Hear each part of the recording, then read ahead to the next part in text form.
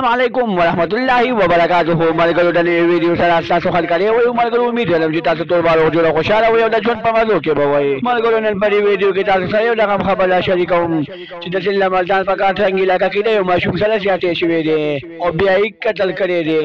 آیا تاسو د دې ځان خبرو غواړئ کوم څه چې زموږ د چینل مهانی سبسکرایب کړئ زموږ د چینل مها سبسکرایب کړئ د تلې نشانو څخه مخه وایي چې زموږ نوې ویډیو تاسو ته په اسانه درشي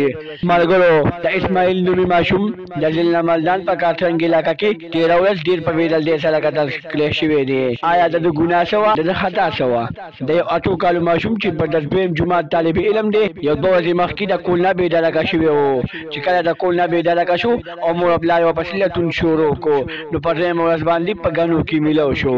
د ګنو په منځ کې چا غورځولی و او لاس چې کله میلاو شو نو پولیس فورن پوسټ مارټم شروع کو خو اوسه پورې د پوسټ مارټم لا ریزلټ نه دی راغلی چې پوسټ مارټم کې څه چل شوی دی خو یو ځای کې دا هم ویل کېږي چې د سره اول جنسي زیاتې شوې دي او بیا ډېر په بېدلدۍ سره قتل کړی شوی دی او د مور او پلار دا وینا ده چې موږ ته دې خبر پوره حساب میلاو کړی شي ځکه چې د دې نه مخکې اویس سره هم حادثه شوې وه او د پېښور ظهیر الله سره هم حادثه شوې وه خو هغوی ته لا انصاف نه دی میلاو شوی چې بله حادثه ورپسې راغله ملګرو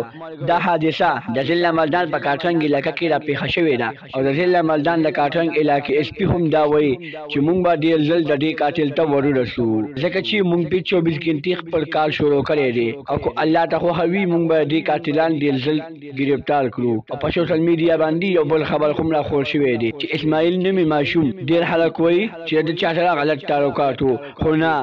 مور او پلار دا وایي چې دا ماشوم دی تاسو سوچ کولی شئ چې ماشوم چا سره غلط تعلقات لرلی شي نو دوستانو دا نن زموږ نننی خبر